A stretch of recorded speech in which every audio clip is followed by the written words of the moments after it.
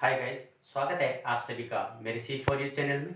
आज करते हैं कोऑर्डिनेशन कंपाउंड का लेक्चर नंबर 8 और इस लेक्चर के अंदर करते हैं हम उपसहसंयोजक यौगिकों में संभाव्यता अर्थात आइसोमेरिज्म।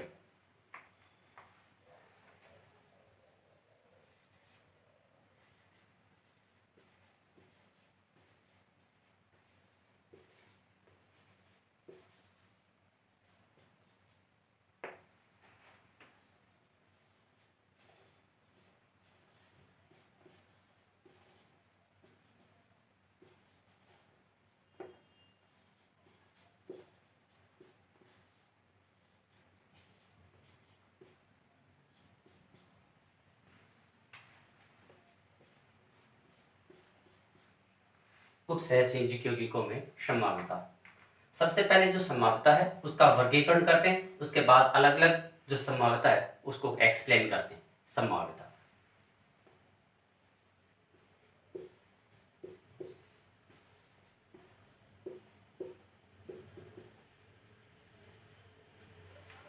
जो संभाव्यता है वो उपसहसंयोजक यौगिकों में दो प्रकार से डिवाइडेड की जा सकती है।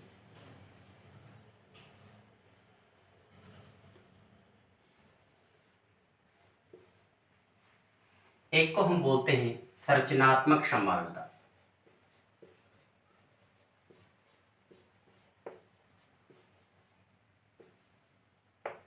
संरचनात्मक संभाव्यता।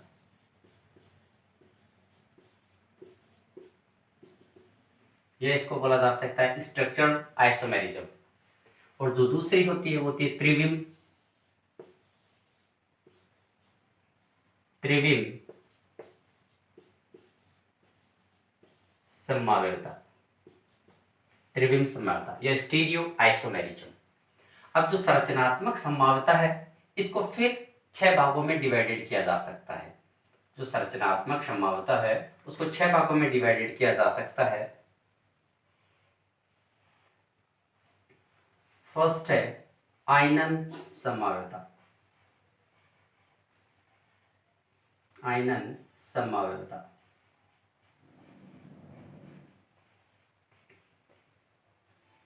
आयनन संभाव्यता। सेकंड हाइड्रेट संभाव्यता।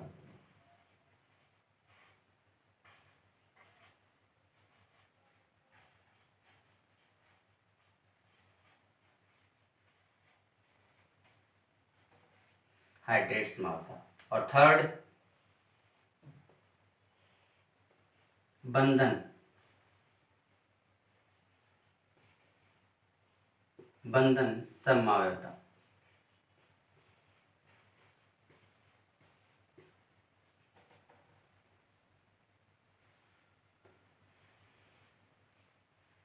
फोर्थ है उपसहसंयोजन संभाव्यता।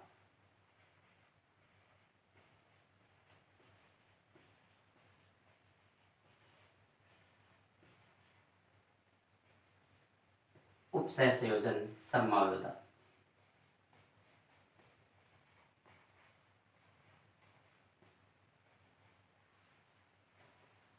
फिफ्थ है लिगेंड संभाव्यता।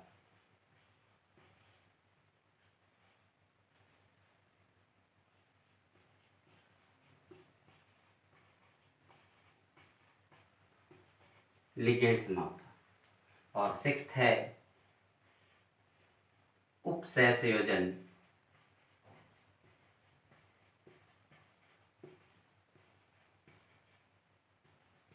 उपसहसंयोजन स्थिति संभाव्यता।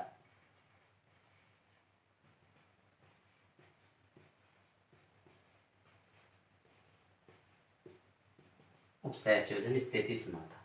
ये 6 प्रकार है संरचनात्मक संभाव्यता के। अब जो त्रिविम संभाव्यता है इस त्रिविम संभाव्यता को हम 2 भागों में डिवाइडेड कर सकते हैं। त्रिविम संभाव्यता को 2 भागों में डिवाइडेड किया जा सकता है। एक तो है ज्यामितीय संभाव्यता।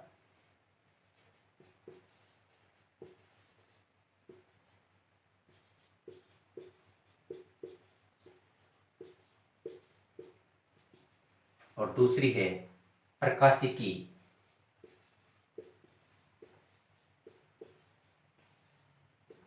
प्रकाशिकी संभाव्यता।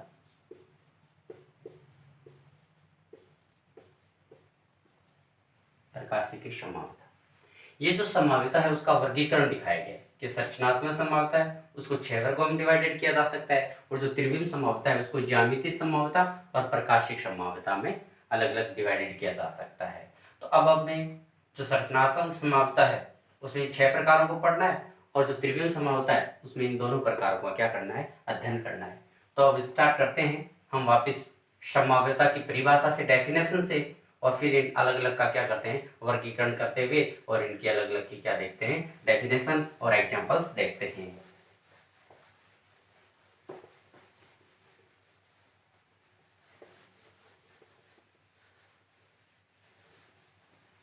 संभाव्यता, संभाव्यता क्या होगी, यानी संभाव्यता हम किसको कहेंगे, यानी दो या दो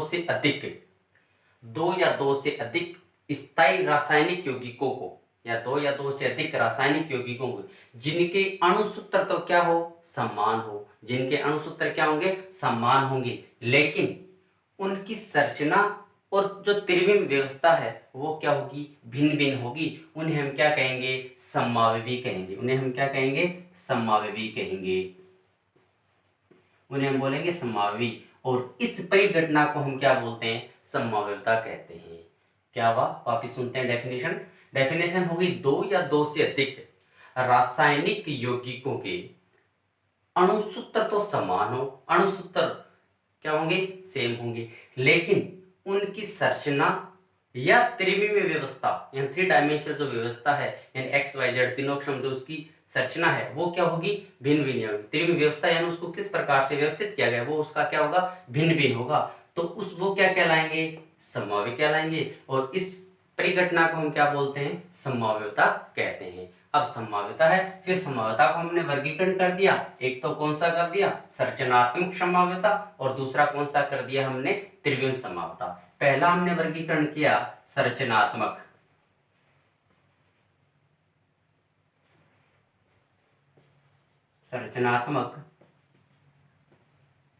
संभाव्यता।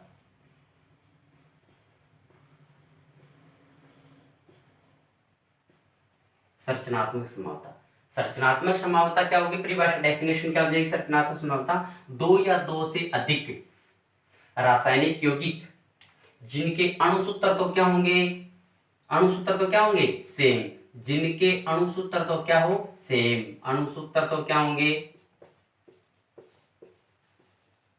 अणुसूत्र तो क्या होंगे, सेम होंगे या समान होंगे, अणुसूत्र तो क्या होंगे, सेम होंगे, लेकिन उनकी जो संरचना है वो क्या होगी, भिन्न भिन्न, संरचना क्या होगी, भिन्न भिन्न, संरचना वो क्या होगी, डिफरेंट,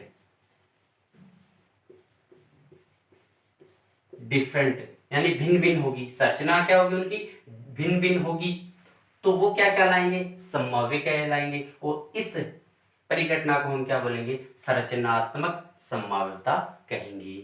अब संरचनात्मक संभाव्यता में हमने पहला वर्गीकरण किया आयनन संभाव्यता।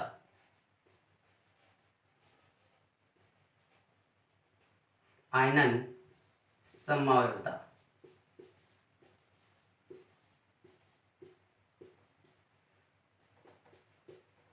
आयनन संभाव्यता, आयनन संभाव्यता क्या हो जाएगी, यानी वे यौगिक जिनके रासायनिक, वे दो या दो से अधिक रासायनिक यौगिक जिनके अणुसूत्र तो क्या होंगे, समान होंगे, लेकिन जलीय अवस्था में पृथक पृथक या भिन्न भिन्न क्या देंगे, आयन देंगे, उनको हम क्या बोलेंगे, आयनन संभाव्य कहेंगे, और इस संभाव्यता को क्या बोलेंगे, आयनन संभाव्यता कहेंगे।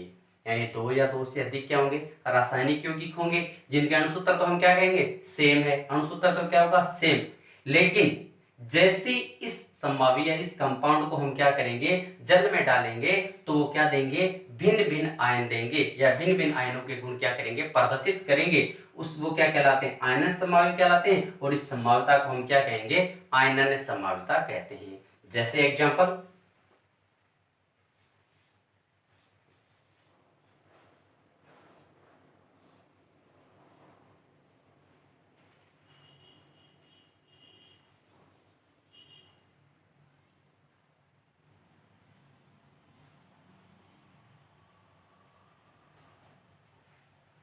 ये एक कंपाउंड है। अब इस कंपाउंड की ये कंपाउंड दे दिया अपने को। इस कंपाउंड को क्या करना है, हम दो प्रकार से बना सकते हैं कंपाउंड को, इन दो प्रकार से इसको लिखा जा सकता है। जैसे एक तो हम इसको इस प्रकार से लिख सकते हैं CO NH3 का होल 5 Br SO4, और दूसरा हम लिख सकते हैं CO NH3 का होल 5 SO4 Br। अब अणुसूत्र तो सेम है, इन दोनों में देखिए इनके अणुसूत्र तो क्या है, सेम है, लेकिन जैसे ही हमने क्या डाला, जलीय अवस्था में डाल दिया, यानी इससे एक अणुसूत्र तो सेम है, इसके हमने दो कंपाउंड बनाए हैं अलग अलग प्रकार से। अब दोनों बनाए हैं तो अब इनको अलग अलग जल में डालें, तो अलग अलग जल में डालेंगे तो इनका आयनन भी क्या होगा, भिन्न भिन्न होगा। अब यदि पहले को जो फर्स्ट है इसको हम क्या कर दें, जल में डालें, इसको हम जल में डालेंगे तो अपने को जो कंपाउंड प्राप्त होगा, ये जो आयन प्राप्त हो संकुल आयन, और जो आयनिक मंडल है संकुल, और वो किस प्रकार से प्राप्त होंगे, एक तो होगा CO NH3 का होल 5 Br 2 प्लस SO4 -2, ये प्राप्त होगा अपने को। इसको जैसे जलीय अवस्था में डाला इस कंपाउंड को, तो अपने को ये आयन प्राप्त होंगे, एक तो ये संकुल आयन प्राप्त हो जाएगा और एक क्या हो जाएगा, साधारण ऋण आयन प्राप्त हो जाएगा अपने को। अब साधारण ऋण आयन प्राप्त हो गया। दूसरा, इसको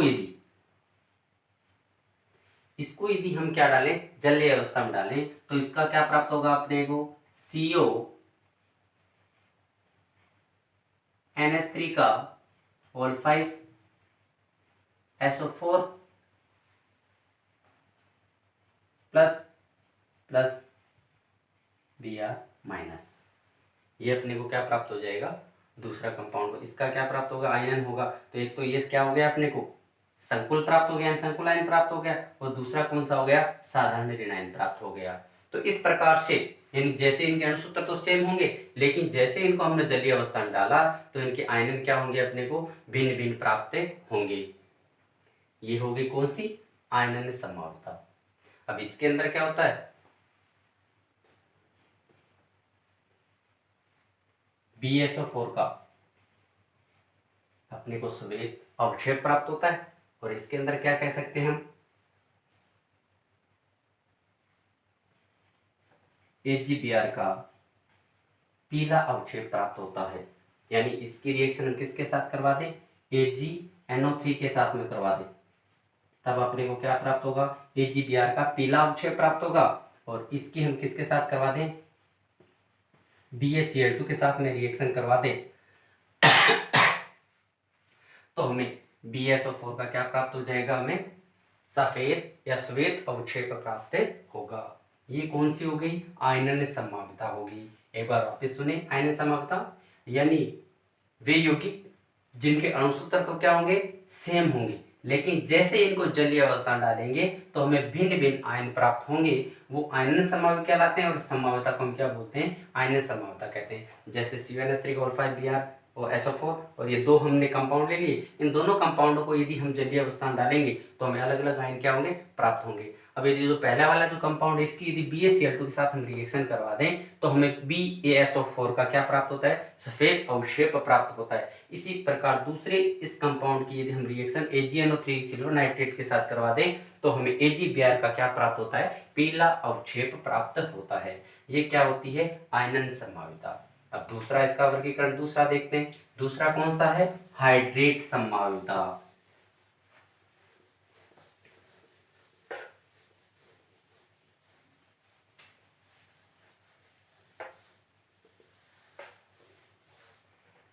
इसका दूसरा कौन सा है, हाइड्रेट संभाव्यता, यानी संरचनात्मक संभाव्यता। इसका दूसरा पार्ट कौन सा कह सकते हैं, हाइड्रेट।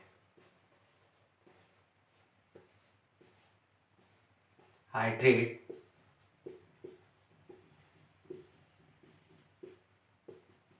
संभाव्यता, सेकंड पार्ट कौन सा हो गया इसका, हाइड्रेट संभाव्यता। अब हाइड्रेट संभाव्यता क्या होगी, यानी वे यौगिक जिनके अणुसूत्र तो क्या होंगे, समान होंगे, लेकिन जो समन्वय मंडल और आयनिक मंडल है इनमें जल के अणुओं की संख्या क्या होगी, भिन्न भिन्न होगी। उसे हम हाइड्रेट संभावी, और इस संभाव्यता को हम क्या बोलते थे, हाइड्रेट संभाव्यता कहते हैं।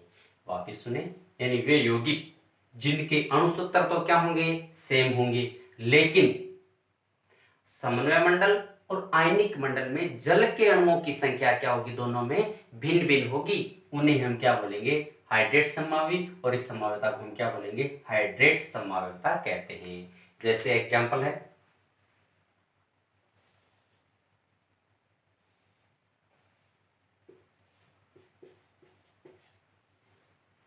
ये है अपने पास एक कंपाउंड है, यानी अणुसूत्र उसका क्या है, ये है। अब इसके अलग अलग संभावी हम किस किस प्रकार से बना सकते हैं। पहला यदि हम बनाए तो क्या बनाया जा सकता है, इसको CrH2O का होल 6 Cl3, इसके 3 बनाए जा सकते हैं समभावी।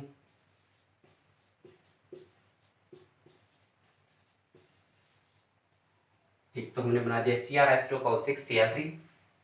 दूसरा हम बनाए तो क्या बना सकते हैं, CrH2O का होल 5 Cl2H2O। थर्ड हम बनाना चाहें तो क्या बना सकते हैं, इसका CrH2O का होल 4 Cl2Cl.H2O का होल ट्वाइस। ये 3 बनाए जा सकते हैं। ये कहीं तो ये कैसा होता है, बैंगनी कलर का।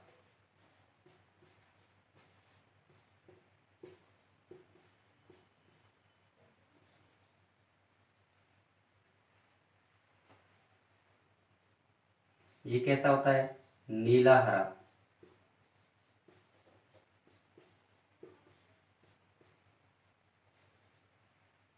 ये कैसा होता है, गहरा हरा रंग।